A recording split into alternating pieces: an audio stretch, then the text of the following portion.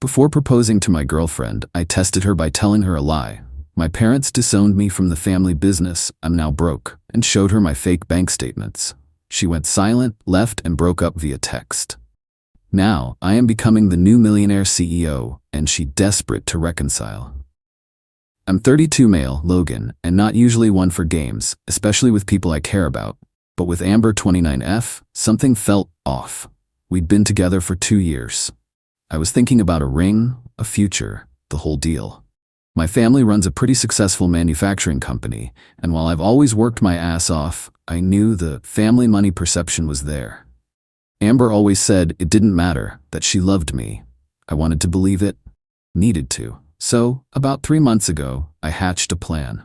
It felt a bit scummy, I'll admit, but the doubt was eating at me. I had a designer friend mock up some legit-looking bank statements showing my accounts nearly drained, a few $100 left. I also got a new, cheap, prepaid phone. One evening, over dinner at my place, I cooked her favorite pasta. I laid it out. Amber, babe, I have something serious to tell you. Her eyes widened a bit. What is it, Logan? You look pale. I took a deep breath. There's been a massive issue with my family. My dad and I had a huge falling out over the future of the business. He basically told me I'm out, cut off, disowned. I let that hang in the air. What? Logan, no. What happened? She sounded genuinely shocked. It's complicated. The point is, they've pulled everything. My access to company funds, my trust, everything. I'm pretty much broke. I slid the fake bank statement across the table. This is what's left. She picked it up, her eyes scanning the dismal numbers. The silence stretched. It wasn't the sympathetic, we'll get through this silence I'd hoped for, deep down. It was calculating. I could almost see the gears turning. So, no more job at your family's company? She asked, her voice flat. Nope, I'll have to start from scratch. Find something new.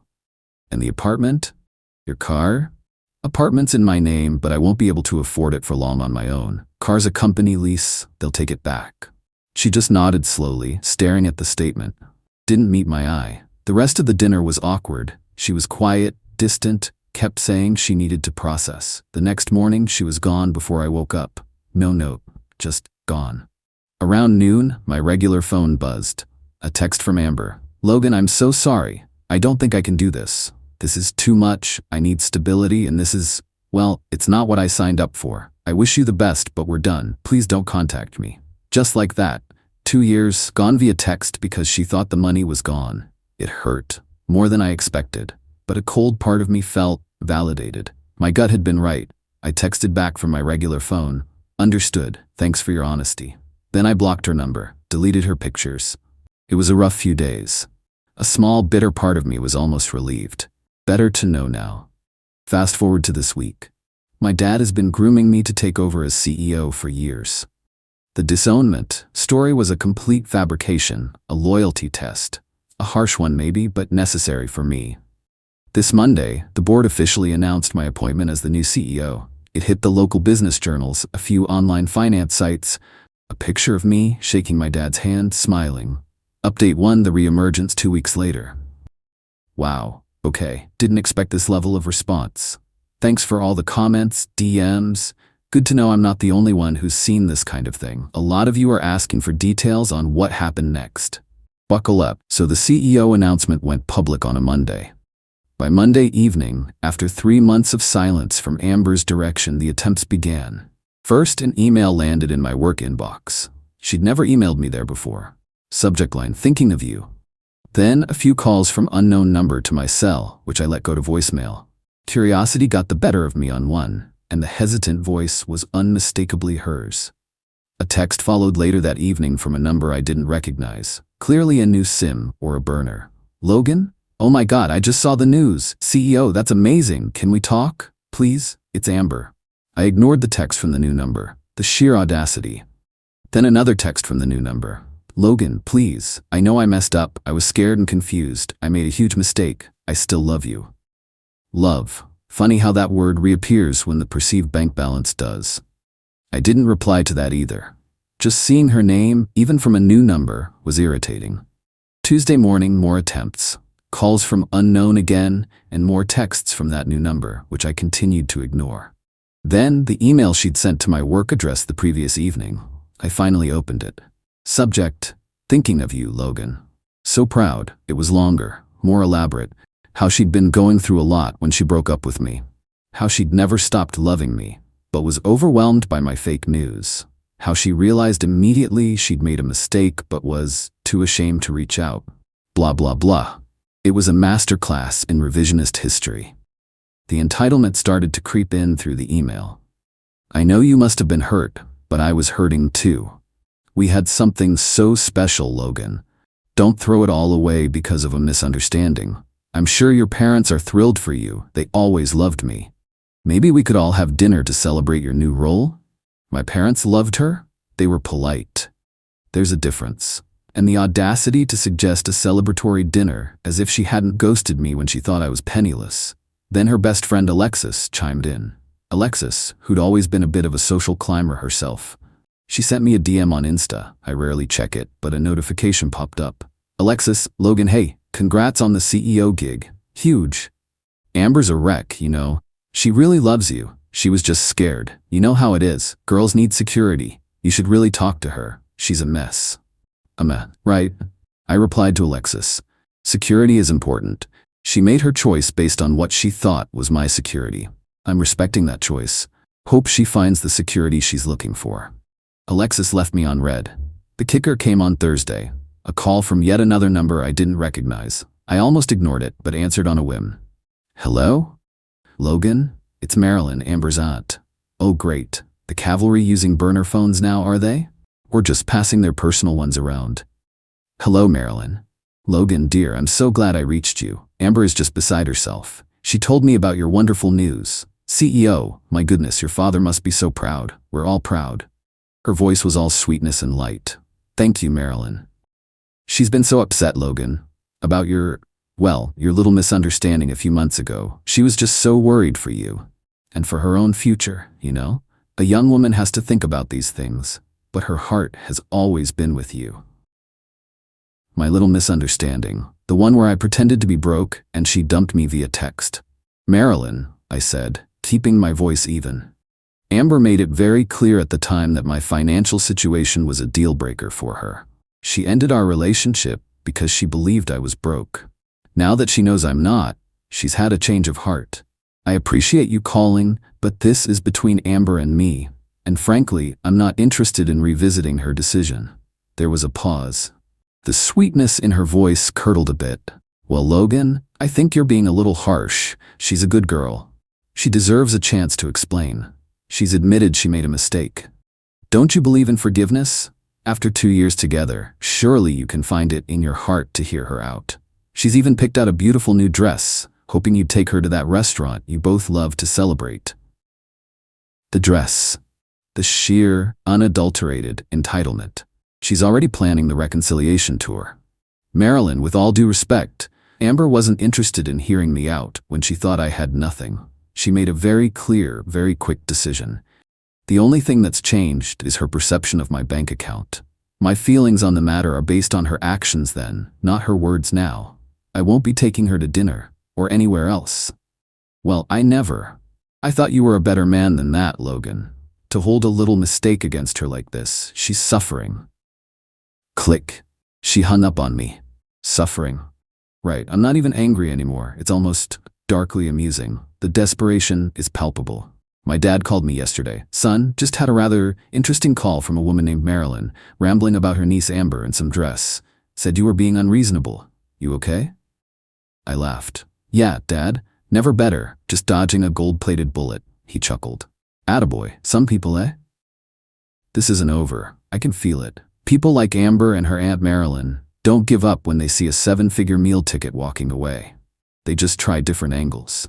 I've instructed my assistant to screen my calls more thoroughly and to not pass on any calls from unknown numbers or anyone connected to Amber. I also started blocking the new numbers as they came in, though it felt like whack-a-mole. This isn't about being cruel.